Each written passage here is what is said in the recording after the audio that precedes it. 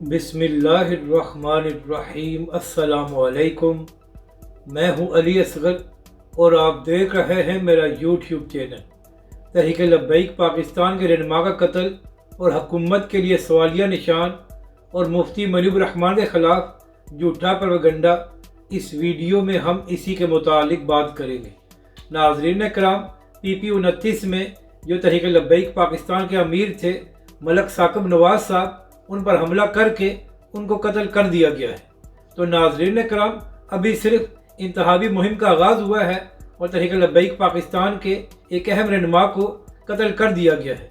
तो इस कत्ल के बाद ये सवालात खड़े हो गए हैं कि क्या आने वाले इंतखाबात में हुकूमत सियासी जमातों को इसी तरह सिक्योरिटी देगी कि इनके रहनुमाओं की जानें भी महफूज नहीं रहेंगी, जबकि दूसरी जानब तहरीक लब्बैक पाकिस्तान ने हुकूमत और इदारों से मुतालबा किया है कि जिन लोगों ने तहरीक लब्बैक पाकिस्तान के रहनुमा को कत्ल किया है उनको फौरी तौर पर गिरफ्तार किया जाए।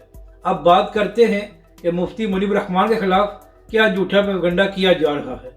तो नाज़रीन करम, सोशल मीडिया पर मुफ्ती मुनीब रहमान के बारे में ये खबर चलाई जा रही थी कि मुफ्ती आज़म पाकिस्तान ने एक क्रिसमस की तकरीब में शिरकत की है और नाज़रीन करम, इस बात को साबित करने के लिए एक तस्वीर को भी शेयर किया जा रहा था। तो नाज़रीन करम, इसी हवाले से मुफ्ती मुनीब रहमान साहब का रद्द-ए-अमल सामने आ गया है।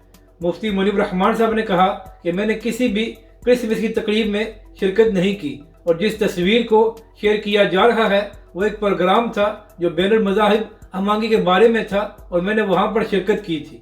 तो नाज़रीन करम, जो मुफ्ती मुनीब रहमान साहब के बारे में झूठी खबरें फैला रहे हैं उनको शर्म आनी चाहिए और ख़बर चलाने से पहले कम अज़ कम तहकीक कर लेनी चाहिए ताकि बाद में इंसान को शर्मिंदगी ना हो।